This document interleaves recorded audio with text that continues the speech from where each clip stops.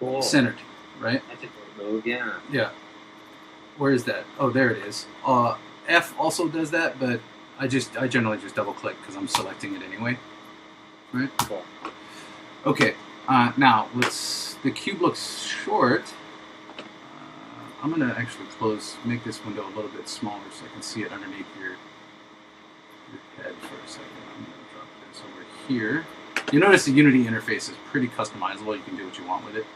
Yeah, I love it. And in fact, I'm gonna do this to ditch. This is probably better for casting anyway. Okay. Put game here. All right. So here's the inspector view for my cube, right? This over to the side, and you'll see that it's got scale dimensions of 1, 1, 1, right? But actually, I'm going to make this window a little smaller so I can work with everything together. Okay, except that it looks kind of short, right? Right. That's because half the cube is underneath the world, right? Wow. And when I created it, when you create by this method here, create empty or 3D object, it automatically puts it in the center of the world at 0, 0, 0, right? So you'll see that everything starts to overlap. And I created I think I created a capsule. Yeah. Okay, there's a capsule. All right, let's delete it. You can find a lot of use from just those 3D objects, it seems. I mean, You getting ideas. If your brain is good at working sort of Legos, right, you can do a lot of stuff, because now what I'm about to show you is these sort of bits up here, right? This is rotate, and then just like your other 3D packages, it gives you sort of handles that you can do for rotation, right? Awesome. But also notice the inspector at the top right of the screen is changing to show me what rotation it's at, right? This is important because at some point this section here called transform is one of the things that you're going to control from script. Is that like keyframing, sort of, but through script? Yeah, I could tell it to move. So see that it's 0.5 meters or 0.5 units above the world, like above zero. You could tell it to move to 5 units. Sorry, I'm going to have to zoom out. Right? And like interpolate that so it'll smoothly go from one to the other, or immediately go there, right? Just by changing that value, and it'll do it in game. Right? In fact, here, we'll do this. We put the game view up next to the hierarchy view over here as well, right? And I'll put the inspector here so that you can see that this is the cube, it's unlit. Don't worry about this right now. Okay. You can't see stuff if you don't have a light. Right. Right? So that's where that is. But you have to add one to your scene so you can see things. Anyway, so you'll see this play button is down, which means I'm in play mode. Right? I'm going to move it back to 0.5, which is just above the world. Let's go to 0.6. And basically, I'm showing you that if I change the properties of this thing, even while it's running, it will change, right? So basically, that's what you're going to do when you script, is you're going to change the properties of these objects. Well, got it. Right? And the script is basically there because you can't be there to do this. Right? So if you could imagine this as like a multiplayer console, and I'm on this thing as the game master, I'd be moving everything around. I could do it through this, right? Right. Okay, that's not 100% accurate, but that's close enough for disco. Okay, let me drop this back in. We're going to add that light back in because basically you can't see anything unless you have a light. So we should add the light. Yes, so add a light. So create a light, or the point light is what you're using, or directional? I'm using a directional light. So one thing of note about the directional light, it is not necessarily, it does have a source here which comes into play in some instances, but you can assume that essentially it's infinitely lighting the world. Yeah, I see that where the source goes. I'm assuming you can change all that stuff too. Yeah, in fact, I'm going to show you a couple things. So you see this up here, it says pivot and center, local. There's like 2 toggle buttons here, right? Okay, so I'm going to take my mouse over, move, right? Move it on the global axis up, right? Watch my inspector. See that with the Y is incrementing up, right? Okay, notice that the cube on my screen is not changing shadow-wise. Right. Right? It's being lit from that direction no matter where the light source is. Okay. Right? Does that make sense? Yes. Okay. Now I am going to show you another thing. This toggle is important, this global local toggle, right? Because now you'll see that my axis on the screen for the light changed to, hold on, let me turn off these light gizmos. Nope, let me turn this light back on. Turn that off for a second. No, yeah, there we go. Okay, see that the axis is all skewed, right? It's aligned to the object. So let's say for some reason I want to move this light just away. Here, let's go to, okay, I'm going to set the challenge out in front of us right now. I'm going to move the light up, right? And move it away from the box so that it's pointed directly at it. Okay. Okay.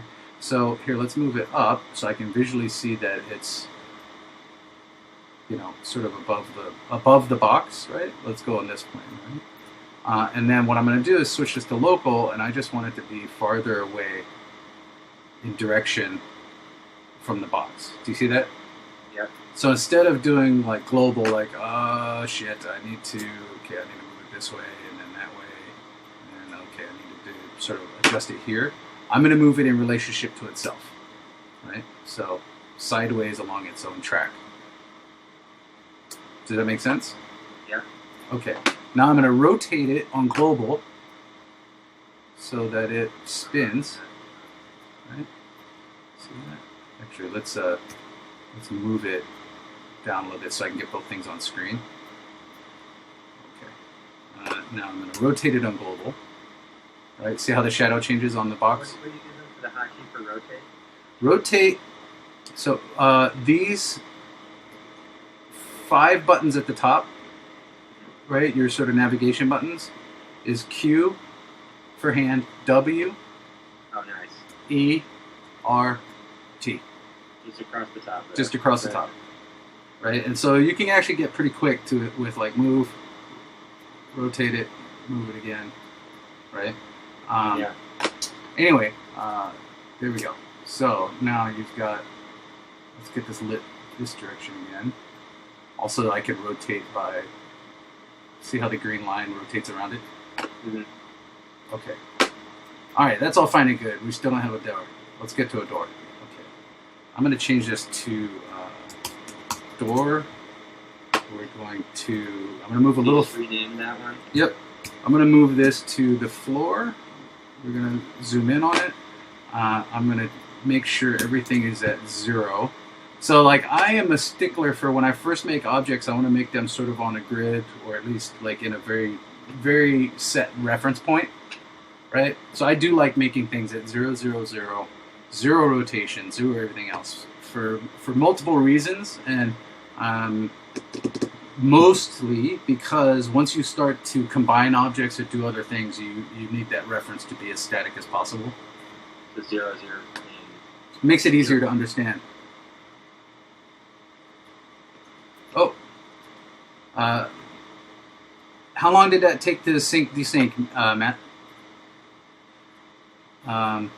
Anyway, as we wait for that response, I'll just keep going here. So a door is typically, let's go look for an image of a door. Right? You just pull up Google images for that? Yeah. Some more coffee. Yeah.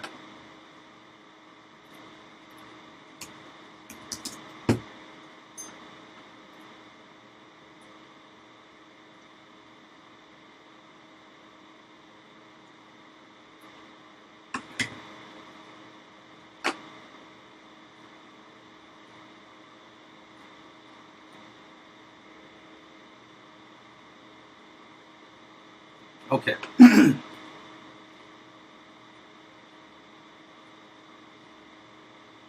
Oh, that's not bad.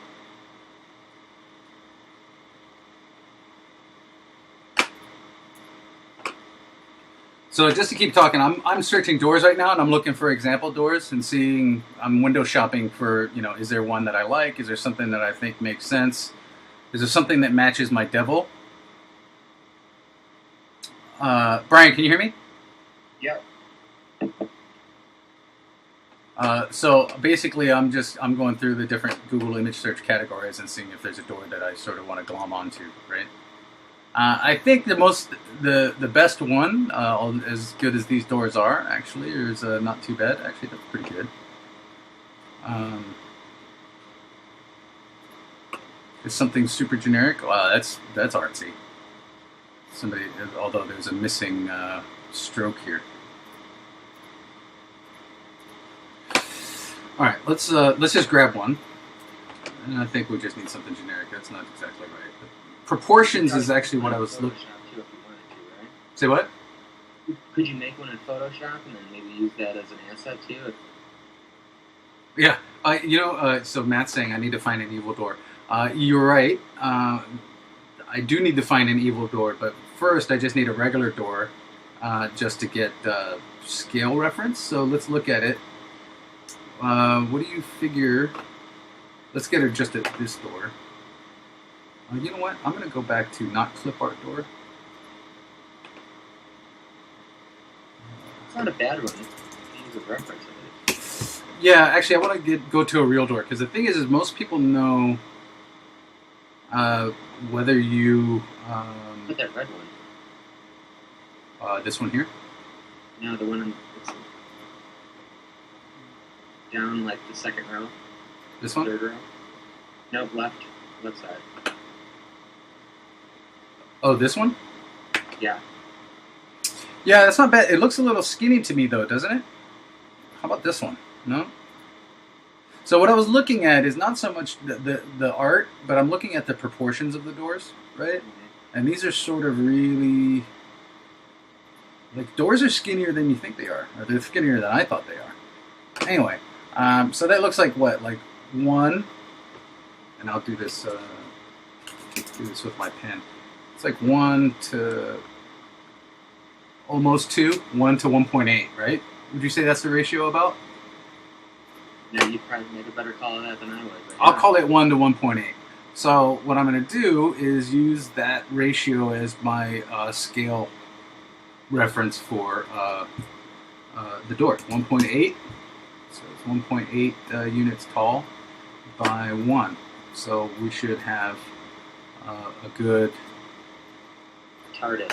Right? Yes, that's right. We have a TARDIS, right?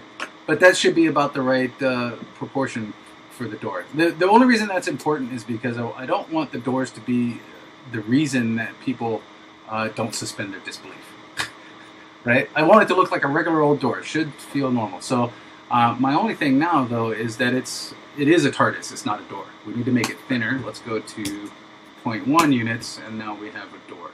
So to make it thinner, that would be the scale on the z-axis? That is correct. So I changed the scale on the z-axis to 0.1, which is 1/10 of the width of the door. And now we have... that looks like a door. A door. It does look like a door. Okay, so let's move this to 1.8. So what's 1.8 in half? 0.9, correct? Yep.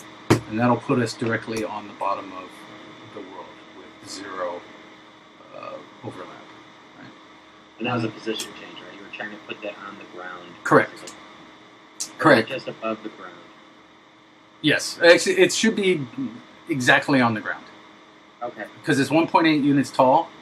You can see here that the pivot is in the middle, which is half of the height. Right? So I just divided the height of the door by 2, which gives me the height that the pivot should be, which is this position. Right?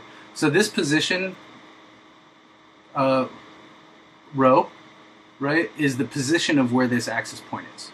You could do that visually too, right? I mean, if you move your camera and... I could. So I could do, like, let's go to the x-axis and look at it from the side, right? Line it up.